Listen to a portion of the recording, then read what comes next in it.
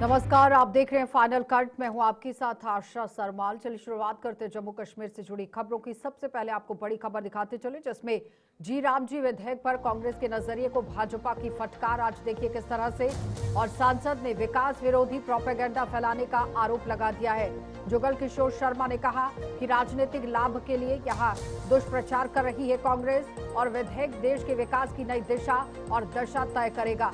इस वक्त की बड़ी खबर, जहां जम्मू में आयोजित प्रेस कॉन्फ्रेंस के दौरान सांसद जुगल किशोर शर्मा ने कांग्रेस पार्टी पर विकसित भारत जी राम जी विधेयक को लेकर झूठा प्रोपेगेंडा फैलाने का आरोप लगा दिया।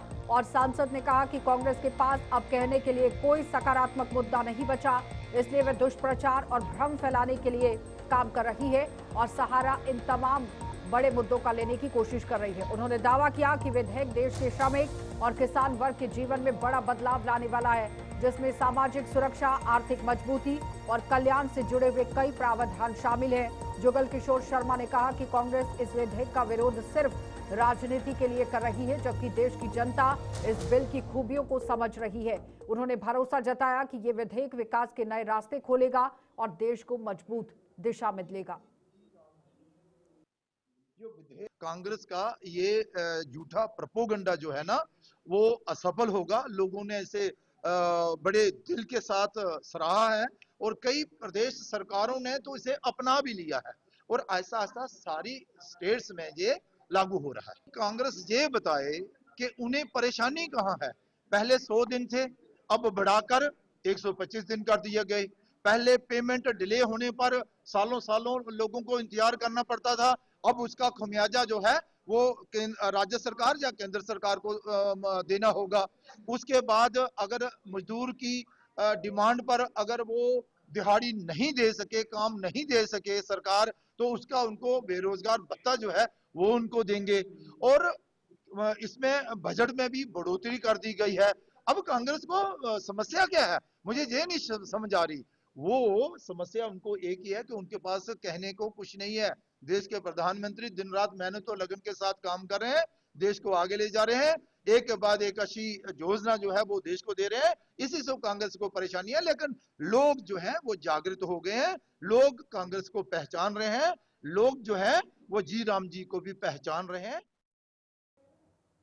चलिए एक और बड़ी खबर, डीआरएम जम्मू को अब अति विशेष रेल सेवा पुरस्कार 2025 मिलेगा। ये बड़ी अपडेट। उचित सिंघल को ही यहां पर आप देखिए रेलवे मंत्री अश्विनी वैष्णव सम्मानित करेंगे। यात्री सुविधाओं और यूएसबीआरएल संचालन में बड़ा योगदान दिया गया है। 9 जनवरी को दिल्ली के ही यशोभूमि में ये सम्मान समारोह होगा।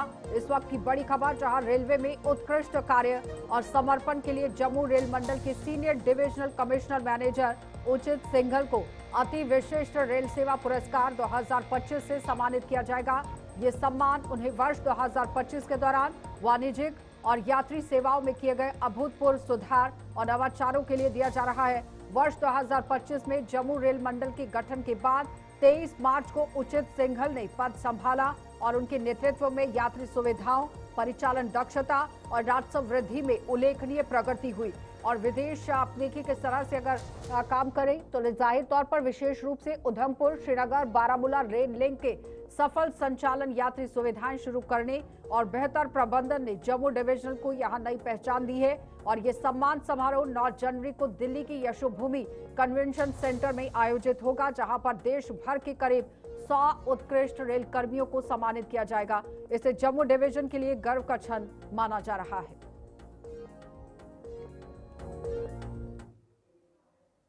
तो बांग्लादेश में पिछले 18 दिनों से ही आप देखिए 18 दिनों के भीतर 6 हिंदुओं की हत्या और हिंदू समुदाय पर हो रही लगातार अत्याचारों के विरोध में शिवसेना यूबीटी की जम्मू इकाई ने आज फिर से जोरदार प्रदर्शन किया। प्रदर्शनकारियों ने बांग्लादेश का झंडा जलाकर अपना आक्रोश व्यक्त किया है और भारत सरकार से बांग्लादेश के खिलाफ कड़े कूटनीतिक और राजनीतिक कदम उठाने की मांग की। इस दौरान पार्टी के प्रदेश अध्यक्ष मनीष साहनी ने ये कह दिया कि भारत में अवैध रूप से बसे हुए सभी बांग्लादेशियों को तत्काल देश से बाहर निकाला जाए। साथ ही उन्होंने मांग की है कि बांग्लादेश में हिंदुओं को निशाना बनाने वाले कट्टरपंथी तत्वों के खिलाफ कठोर कार्रवाई की जाए, ताकि अल्पसंख्यक समुदाय की सुरक्षा सुनिश्चित हो सके।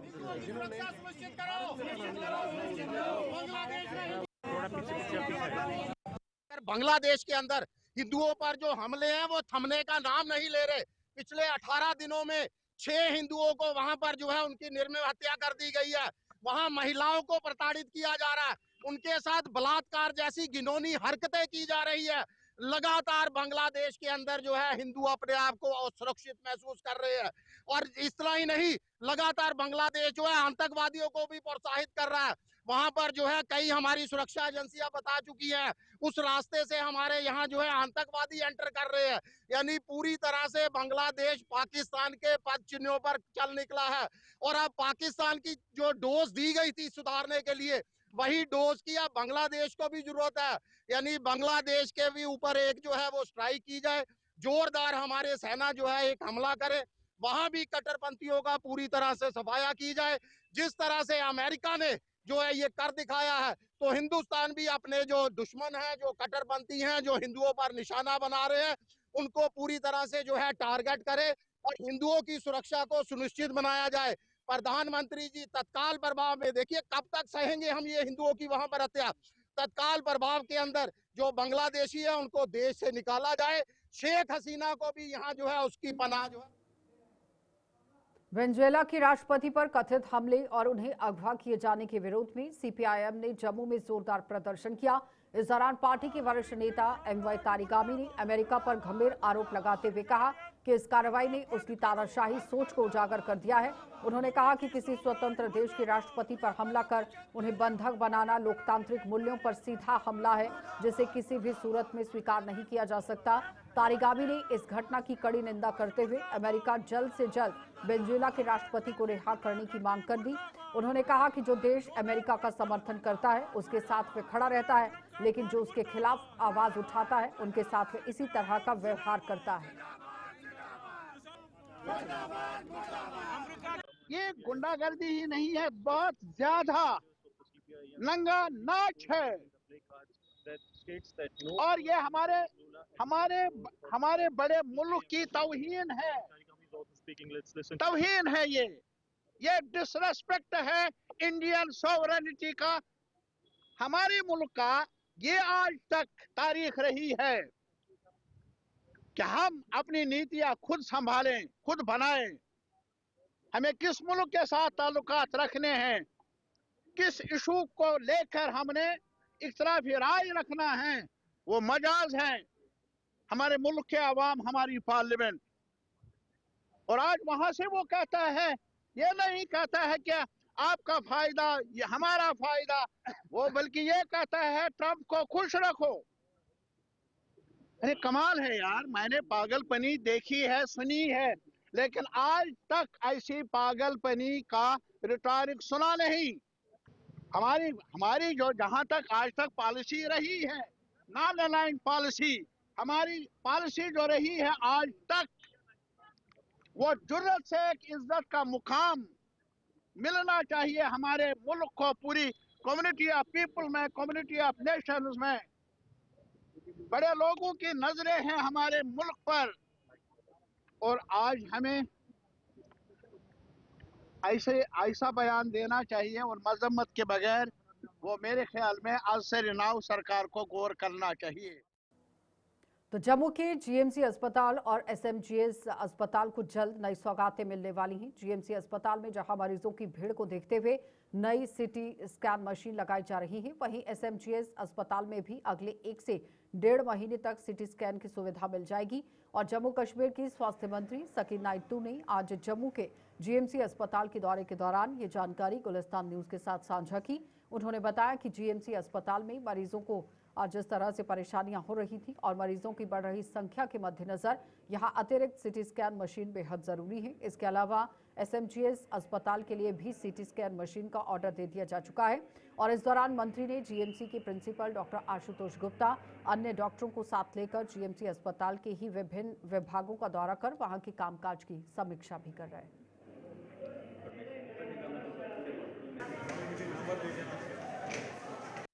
सही बात है कि पेशेंट रश बहुत ज़्यादा है। अब हम कोशिश कर रहे हैं जो भी हमारे पास जीएमसीज जैसे ये जम्मू का है, इसी तरह श्रीनगर का है, कि इनका पेशेंट रश बहुत ज़्यादा है।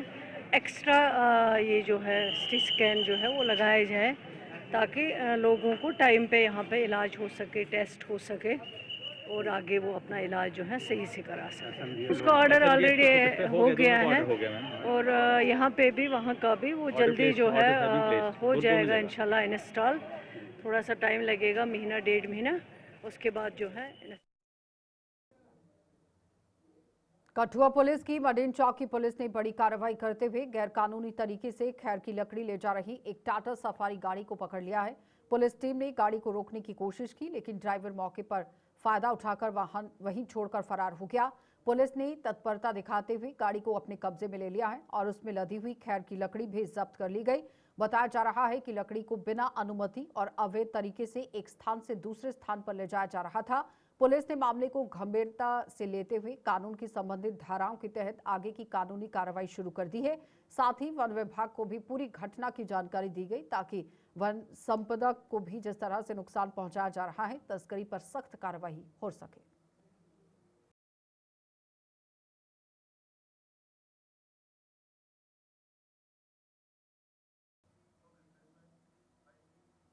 तो जम्मू के बिजनौर क्षेत्र के गांव रतनाल स्थित पेट्रोल पंप पर आज उस समय हड़कंप मच गया जब पेट्रोल भरवाने आई हुई एक कार में अचानक आग लग गई। आग लगते ही मौके पर अफरा तफरी का माहौल बन गया। हालांकि कार चालक जसपाल सिंह निवासी रत्नूचक समय रहते कार से बाहर निकल आया और सुरक्षित बच गया, लेकिन कार का अगला हिस्सा पूरी तरह से क्षतिग्रस्त हो गया है। मौके पर मौजूद कुछ लोगों ने तत्परता और सूझबूझ दिखाते हुए आग पर काबू पाने की कोशिश की और काफी हद तक स्थिति संभाली गई, जबकि कुछ लोग जलती हुई कार का वीडियो बनाने में व्यस्त रहे। और इस बीच में सूचना मिलते ही दमकल विभाग की गाड़ी मौके पर पहुंच गई और आग को पूरी तरह से बुझा दिया गया, जिससे बड़ा हादसा होने से टल गया।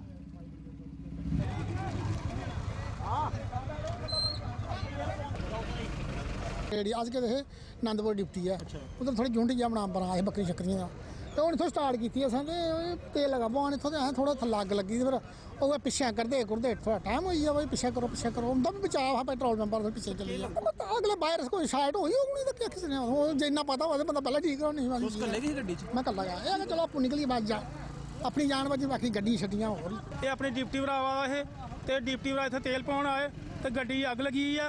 इत्थे पेट्रोल पंप एक भाई तेल पा रहा जरा भी बेचारा मुलाजम कोई होग तेल पा रहा तो उन्हें आख्या सर जी आपकी गाड़ी के नीचे आग लगी हुई है। आखा कहाँ लगी आग, धक्का मार के जहाँ से मालक जो आए थे शोक सिंह भी आए थे और सिंधा भी चकड़े के सैनी हैं वो भी आए थे, उन्होंने धक्का मार के गाड़ी आगे की है और सभी लोग वीडियो बना रहे थे।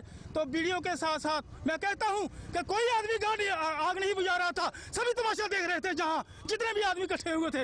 मगर मैंने रोया करलाया जहाँ पंप से पैप ली और पंप की मोटरें चलाई, जनरेटर चलाया और इन्होंने की आगे गाड़ बताई। तो जहां से आग बुझा के अभी फायर ब्रिगेड वाले लास्ट में आ गए, इनका पीसीआर में पहले फोन किया, पीसीआर वालों ने एसएचओ बिश्नोई में किया। जहां गाड़ी आई अभी गाड़ी आगे खत्म हो गई थी, जल के राग हो गई थी। अभी कंट्रोल रूम में आए थे जो भी आया था अभी गाड़ी। तो जम्मू संभाग के विभिन्न जिलों में आज संकट चौथ के अवसर पर पारंपरिक भुगा व्रत बड़ी श्रद्धा और आस्था के साथ मनाया गया। इस व्रत में यहां महिलाएं संतान की लंबी उम्र, सुख समृद्धि और परिवार की कल्याण की कामना के लिए निर्जला उपवास रखकर भगवान गणेश की पूजा अर्चना करती हैं। परंपरा के अनुसार तिल और गुड़ से बने हुए विशेष प्रसाद यहां भोग लगाया जाता है, जिसके बाद महिलाएं चंद्रमा को अर्घ देकर व्रत पूरा करती हैं। और ये पर्व डुग्गर संस्कृति से गहराई से जुड़ा हुआ है और मौसम में ठंड कम होने के संकेत के साथ भी इस त्योहार को जोड़ा जाता है।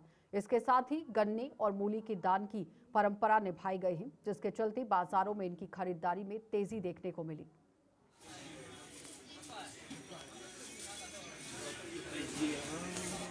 जे माघ मास की चतुर्दशी कृष्ण पक्ष की चतुर्दशी को संकट हरण चतुर्दशी का जो व्रत है रखा जाता है और इसको भुग्गे का व्रत भी कहते हैं।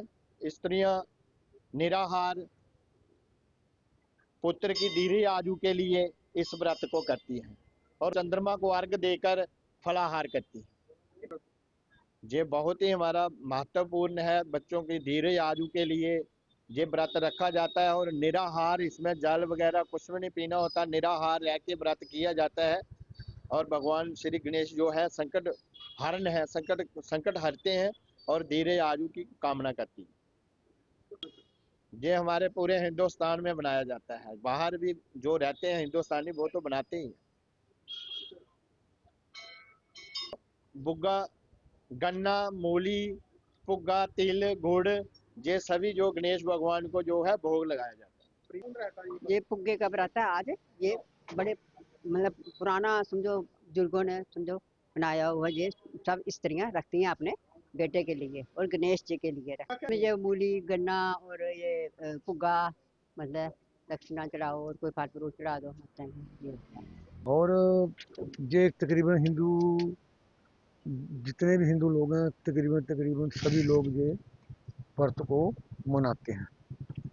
गन्ना और मूली की खास करके लेके जाते हैं और तिल, गुड़ और उसका पुग्गा बना के वो शाम को जब चंद्रमा निकलता है उसको अर्घ देते हैं, तो फिर उसके बाद वो कोई पानी वगैरह जो भी पीना होता है, दिन भर वो पानी तक नहीं पीते हैं।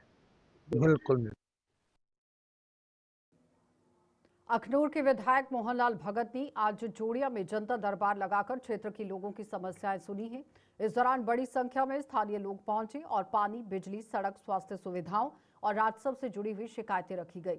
जनता दरबार में विभिन्न सरकारी विभागों के अधिकारी मौजूद रहे। विधायक ने अधिकारियों को सभी शिकायतों का गंभीरता से संज्ञान लेने और समस्याओं की त्वरित निपटारे के निर्देश दिए। उन्होंने कहा कि सरकार जनहित के लिए प्रतिबद्ध है और लोगों को राहत पहुंचाना प्राथमिकता है। मोहनलाल भगत ने भरोसा दिलाया कि लंबित मामलों को निर्धारित समय सीमा में सुलझाया जाएगा।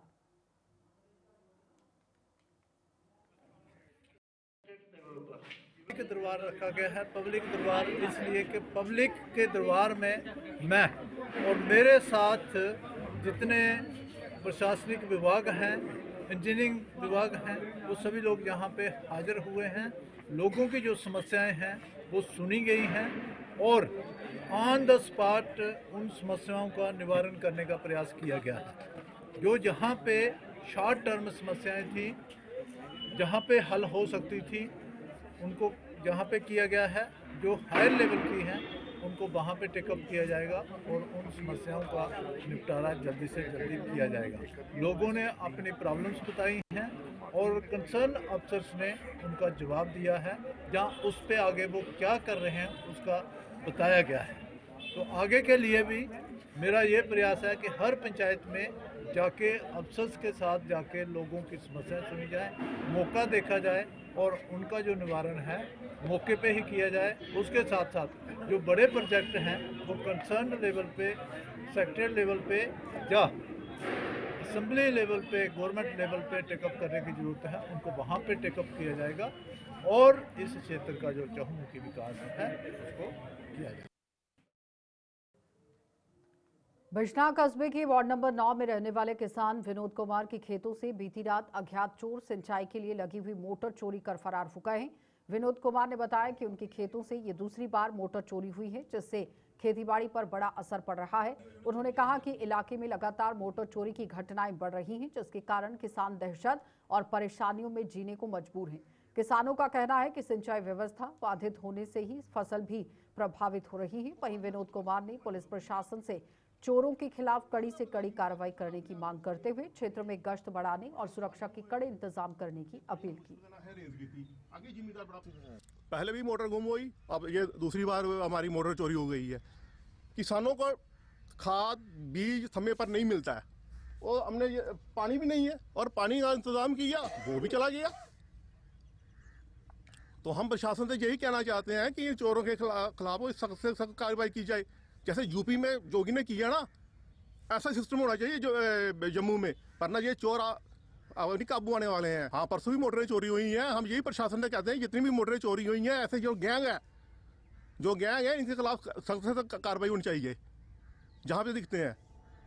ये तो मजाक बन गया, जो भी आता मोटर उठाकर ले जाता। मांग यही करते हैं प्रशासन से, इन चोरों को ढूंढा जाए, इनके खिलाफ जहाँ भी है इनको ढूंढा जाए और इनके खिलाफ सख्त से सख्त कार्रवाई होनी चाहिए। पिछले साल भी चोरी हो गई, 2 साल पहले भी, अब भी परसों वहाँ से खुली मोटर और पिछले गर्मियों में वहाँ से भी खुली।